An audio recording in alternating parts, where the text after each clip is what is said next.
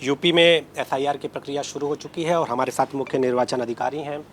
बैठक भी कर लिया आपने आज राजनीतिक दलों के साथ, क्या निर्णय निकला उसमें? आज की जो बैठक थी वो उसका उद्देश्य था कि राजनीतिक दलों को विशेष प्रगाढ़ पुनरीक्षण कैसे होगा उस पूरी प्रक्रिया से अवगत कराना और इसके बारे में यदि उनके कोई प्रश्न संदेह है तो उसका निराकरण करना। तो वो सभी राजनीतिक दलों को हमने बता दिया कि कैसे अलग अलग चरण क्या होंगे, कैसे काम होगा।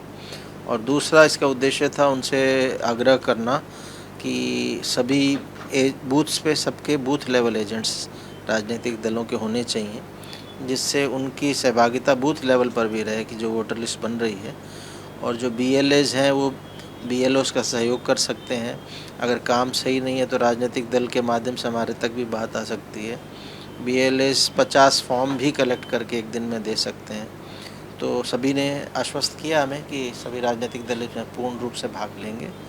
और अभी हमारा 4 नवंबर से घर घर जाने का काम शुरू हो जाएगा। 4 नवंबर से 4 दिसंबर का जो समय है, 1 महीना, इसमें बूथ लेवल ऑफिसर वोटरों के घरों में जाएंगे।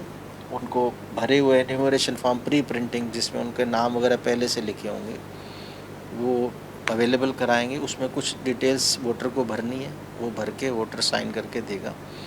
वोटर के स्थान पे उसके परिवार का कोई सदस्य, वयस्क सदस्य भी साइन करके दे सकता है। इस चरण में कोई डॉक्यूमेंट्स या किसकी आवश्यकता नहीं है। जिस वोटर का फॉर्म मिल जाएगा साइन किया हुआ या उसके परिवार के सदस्य, उस सारे उन वोटर का नाम ड्राफ्ट में आ जाएगा। तो हमारा पहला कोशिश तो है कि जो हमारे मैक्सिमम लोग जो पात्र हैं, वोटर्स हैं, उनके हम साइन किए हुए फॉर्म्स कलेक्ट कर लें ताकि ड्राफ्ट में उनका नाम आ जाए।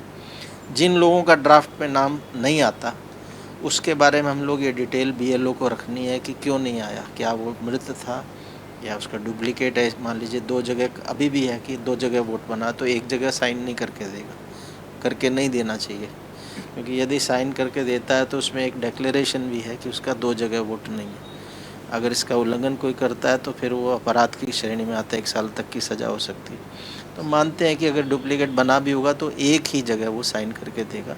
सो इस तरह से कुछ संख्या में लोग कम होंगे, यहाँ पहले से अपेक्षा है हमारी, लेकिन जो कमी हो रही है वो हमारे पास ये डिटेल होगी कि ये कितने लोग मृतक होने की वजह से फॉर्म नहीं भरा, कितने लोग शिफ्ट हो गए इस वजह से फॉर्म नहीं भरा, कितने लोग एब्सेंट थे, वहाँ थे ही नहीं, और कितने लोग जिनके डुप्लीकेट था इस वजह से फॉर्म नहीं भरा। और ये लिस्टें अवेलेबल होंगी वहाँ लोकल लेवल पे भी और CO वेबसाइट पे भी। सर, उत्तर प्रदेश बड़ा राज्य है और इसकी खास तैयारियाँ, कितनी टीमें, अगर बात करें, अगर पॉइंटर्स की बात करें, कितनी टीमें लगभग इस पूरे कार्य में? देखिए, इस समय 1,62,486 हमारे बूथ्स हैं। हर बूथ पे एक BLO है और BLO के काम को देखने के लिए एक सुपरवाइज़र है। 10-10 BLOs पे एक सुपरवाइज़र है।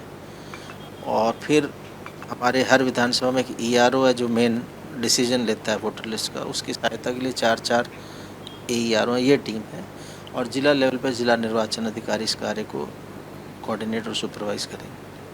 समाजवादी पार्टी तो सवाल उठा रही है और एक पत्र भी आपको लिख दिया और मांग की कि कुछ जो ऐसे अधिकारी हैं जो विशेष मानसिकता से प्रेरित हैं उनको हटाकर ये काम किया। देखिए, ये तैनाती तो प्रेरोगेटिव स्टेट गवर्नमेंट का होता है कि किसको वो DM बनाए, किसको SDM बनाए। तो इसमें भारत निर्वाचन आयोग तभी हस्तक्षेप करता है जब किसी अधिकारी की कोई शिकायत हो और वो शिकायत सही पाई जाए, उसकी कार्यप्रणाली गलत पाई जाए, वो निष्पक्षता से काम ना कर रहा हो, तो ऐसे अधिकारियों के खिलाफ कार्रवाई करता है आयोग। तैनाती में आयोग कभी हस्तक्षेप ये नहीं करता कि कोई जाति धर्म ये देख के तैनाती की जाए, वो राज्य सरकार का प्रेरोगेटिव पहले से भी है। और हमें उम्मीद है कि ऐसी स्थिति नहीं आएगी कि हमें किसी अधिकारी को हटाने की आवश्यकता पड़ेगी, और पड़ेगी तो उसमें हटाया जाएगा। अगर किसी ने काम सही नहीं किया और शिकायत सही पाई गई किसी की कार्यप्रणाली के बारे में तो उस पर कार्रवाई भी होगी। सर, बिहार में ये प्रक्रिया हुई लेकिन सवाल बिहार में उठने लगे, वोट चोर, तमाम तरह की बातें सामने आई, वोट चोरी की बातें। वहाँ से अगर कहें उस उदाहरण को देखते हुए यहाँ पर कौन सी ऐसी तकनीक अपनाई जाएगी कि उस तरह की बातें आने वाले दिनों में सामने ना आए, खास तौर पे?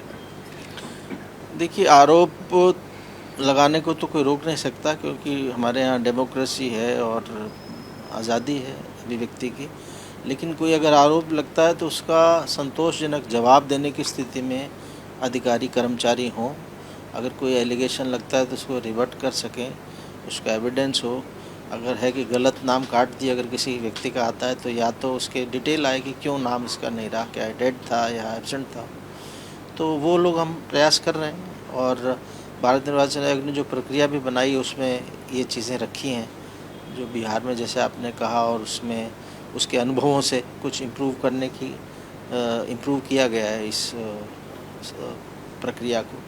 जैसे ये बताया गया कि अगर आज उसका नाम है और नई वोटर लिस्ट में नहीं आता तो ये हमें रहना चाहिए हमारे पास डेटा कि वो किस वजह से नहीं आया और वो हम बता सकें।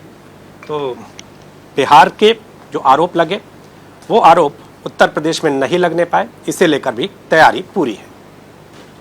कैमरामैन फैजल पठान के साथ नीतीश कुमार पांडे, एबीपी न्यूज़, लखनऊ।